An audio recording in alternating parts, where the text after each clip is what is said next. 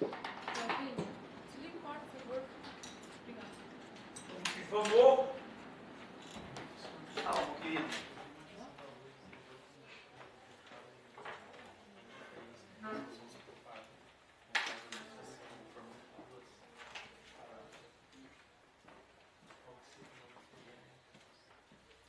Muito similar o que a gente vai ver. Ele fez o som ser emitido por duas frestinhas, é isso?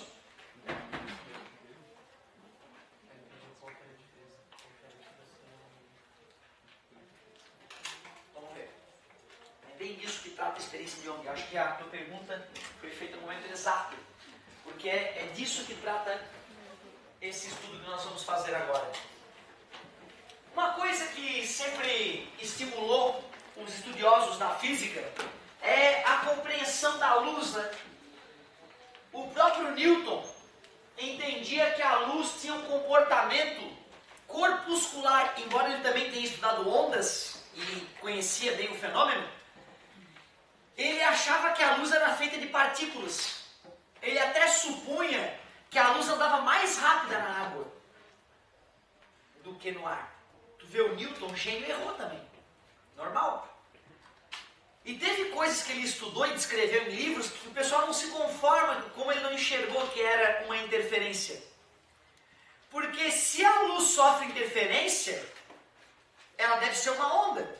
Porque onda interfere. Né? Corpos físicos normais, a gente não vê eles sofrendo interferência.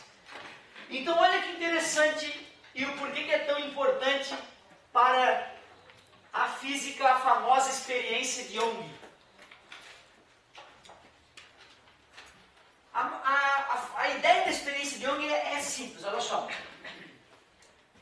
Eu vou pegar uma fonte de luz, só que não é uma luz qualquer, é uma luz polarizada. Fonte de luz, só que polarizada. Nós falamos de polarização um pouquinho, não falamos? Na aula anterior. Polarizar uma onda é obrigar que ela vibre em uma única direção. Cara, a luz que chega no nosso olho vindo da lâmpada tem campos eletromagnéticos que vibram nessa posição, nessa posição, nessa posição, nessa posição. Se eu tiver uma fonte de luz polarizada, eu estou te falando que todos os raios de luz vibram com campos elétricos e magnéticos na mesma posição. Eu vou pegar essa fonte de luz polarizada e vou fazer esses raios de luz atingirem um obstáculo. Esse obstáculo vai ter duas frestinhas minúsculas, e o resto bloqueia a passagem da luz. Opaco, opaco e opaco. O que a gente esperava? A gente esperava que tivesse um raio de luz que passasse pela fresta de cima, um raio de luz que passasse pela fresta de baixo, e nós esperávamos que na parede aparecessem dois risquinhos de luz, mostrando que a luz anda em linha reta, que os raios de luz têm propagação retilínea e são independentes uns dos outros. O tal do Jung. Então estamos estudando a experiência de Jung. O tal do Jung, quando realizou a experiência dele, chocou o mundo mostrando que o que nós víamos na parede ao realizar um experimento desse era uma franja de luz bem grossa e bem acesa, bem no meio entre as frestas. Bem aqui no meio das frestas aparecia essa franja. Acima dessa franja tinha uma franja escura e depois uma franja clarinha, luminosa, um pouquinho mais estreita, assim como embaixo dessa outra franja. Em cima dessa franja clara tinha uma franja escura, bem fininha, e depois outra franja clara,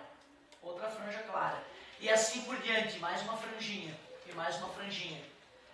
Que porcaria é essa? Que porcaria, me mentiram na aula de ótica geométrica, de falaram que a luz anda em linha reta, que os raios de luz são independentes?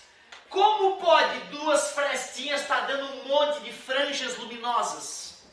O pessoal demorou a aceitar essa ideia.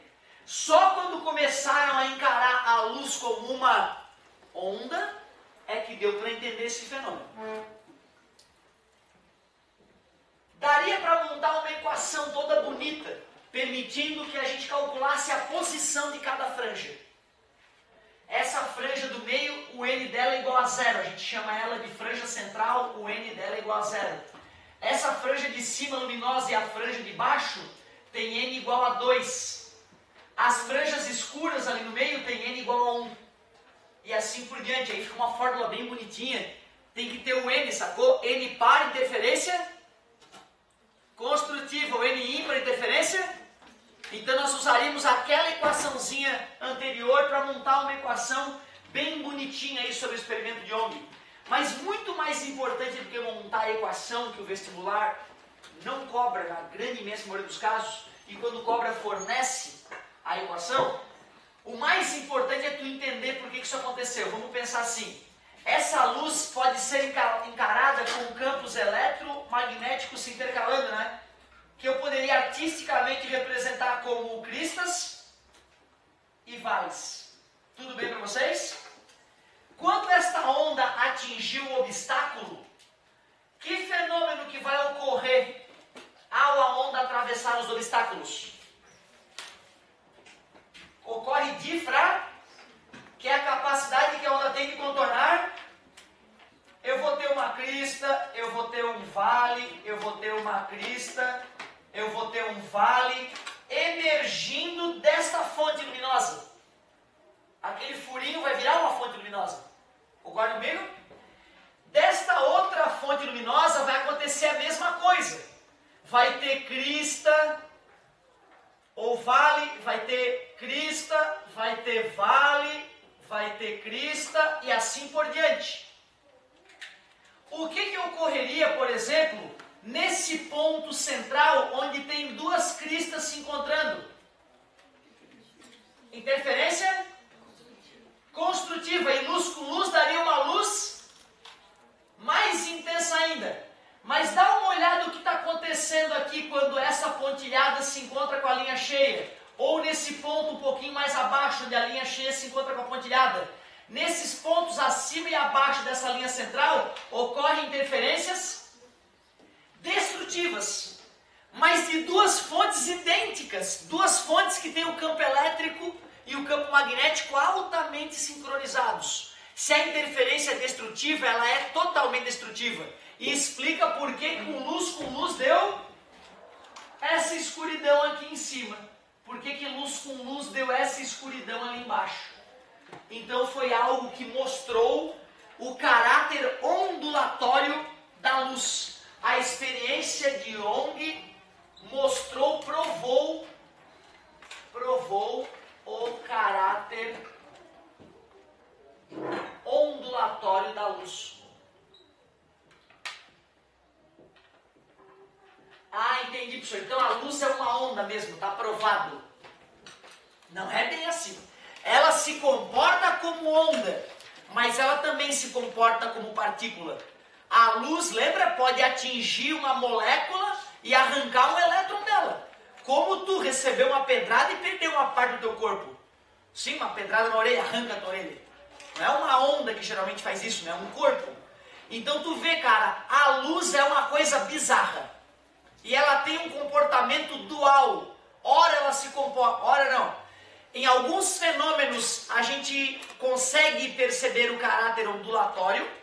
Em outros fenômenos a gente consegue perceber o caráter corpuscular. Por isso que a gente diz que a luz é algo dual. Ela apresenta um comportamento onda-partícula.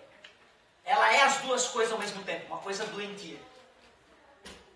Quais foram os fenômenos que explicaram os resultados obtidos por Young? Primeiro, difração, quando a onda contorna a fresta. Segundo, interferência na formação de franjas luminosas e franjas escuras. Então ocorreu difração na hora de contornar o obstáculo. Difração. E ocorreu interferência observar o fenômeno, a gente viu a interferência.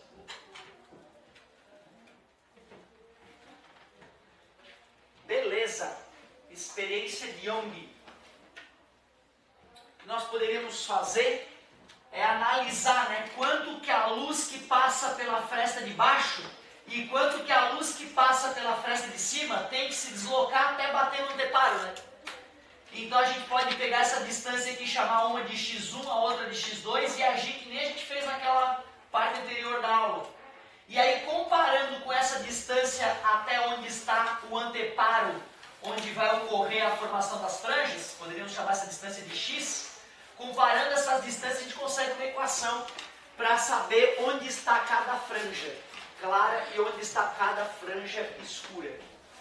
Geralmente isso é só visto, né, essa equação é vista na faculdade, geralmente não no ensino médio. Eu já vi aparecer em um material ou outro de ensino médio, mas não sei se seria um momento melhor para a gente ver isso ainda. Legal.